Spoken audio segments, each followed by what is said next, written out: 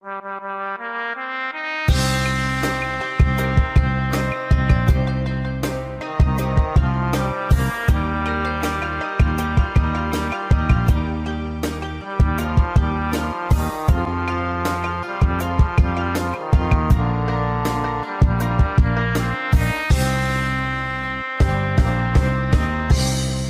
ាក់ពីគេងអារម្មណ៍វិលវល់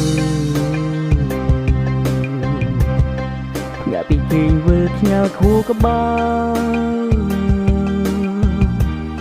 ម្សិលមិញមានអ្វីកើតឡើងឬព្រោះខ្ញុំផឹងសូរ៉ាឈឺផ្សាបេះដូងមិនដឹងខ្លួនអូមានអារម្មណ៍ដូចចាំតិច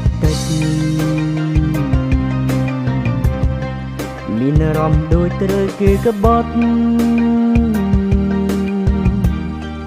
តើមុខនាងនឹងយ៉ាងម៉េច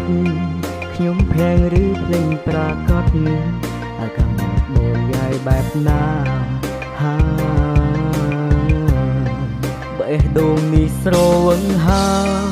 មិនដឹងផឹងស្រាមកអីស្រវឹងទាំងព្រឹកទាំងថ្ងៃសូម្បីដៃចាប់អ្វីរបូតវាលោតថប់ម្ដងឈឺស្ពេញដូចគេចាំឈរស្ទើរឈួតព្រោះគេសុំបាយបេះដូងជាប់លេខកូដហើយនឹងជាជាប់លេខអ្វី6ទុំឬ8ទើបបញ្ជាវាមិនបានសងវាលោតម្ដងយឺតម្ដងលឿនពីខ្លាំងទឹកភ្នែកលឺស្រង់តែមិនបានបញ្ជាចិត្ត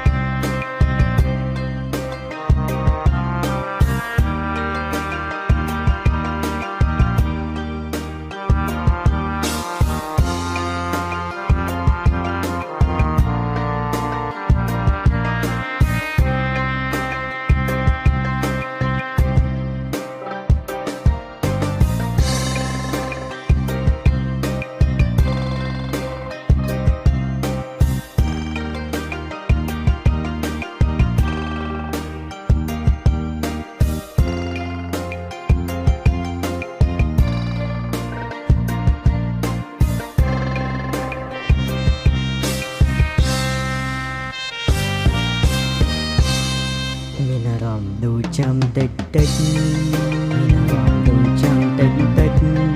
មានអារម្មណ៍ដូចត្រូវគេក្បត់មានអារម្មណ៍ដូចត្រូវគេក្បត់